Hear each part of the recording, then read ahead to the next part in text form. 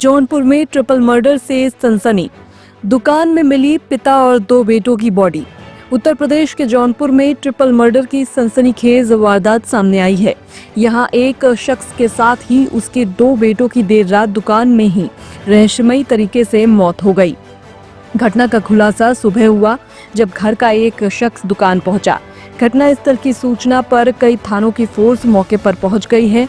परिजन ने विरोध करते हुए चक्का जाम कर दिया है। प्राप्त जानकारी के अनुसार ये घटना जौनपुर के जफराबाद थाना क्षेत्र के कचगांव अंडरपास के पास हुई। यहाँ मोहम्मदपुर कांद निवासी लालजी की दुकान और वर्कशॉप है। वो रात में काम ज्यादा हो जाने की वजह से अपने दोनों बेटों यादवीर और गुड्डू के साथ ही रुक गए थे। परिवार के लोगों को भी लगा कि रात में वो दुकान में ही सो गए होंगे, लेकिन सुबह जब घर का एक शख्स वहां खाना लेकर पहुंचा तो उसके होश उड़ गए। ये जनपद जौनपुर थाना जफराबाद अंतर्गत नेवादा बाईपास, इस जगह पर लालजी वेल्डिंग वर्क करके एक प्रतिष्ठान है।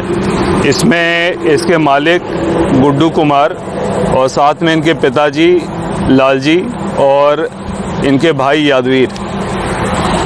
आज सुबह इनके बहनोई द्वारा पुलिस को सूचना दी गई कि यहाँ पर ये मृत अवस्था में मिले हैं।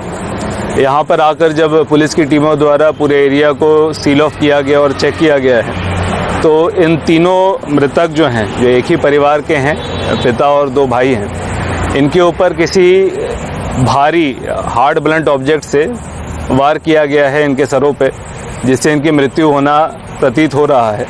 पुलिस द्वारा पूरे एरिया को कॉर्डन ऑफ कर लिया गया है।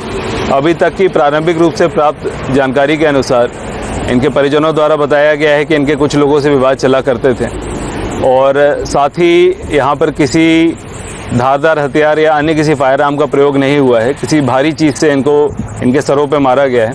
तो पुलिस द्वारा सभी शवों को अपने कब्जे में लेकर पोस्टमार्टम हेतु भिजवाया जा रहा है और साथ में कई टीमों को लगाया गया है ताकि अतिशीघ्र इस पूरे घटना का अनावरण किया जा सके।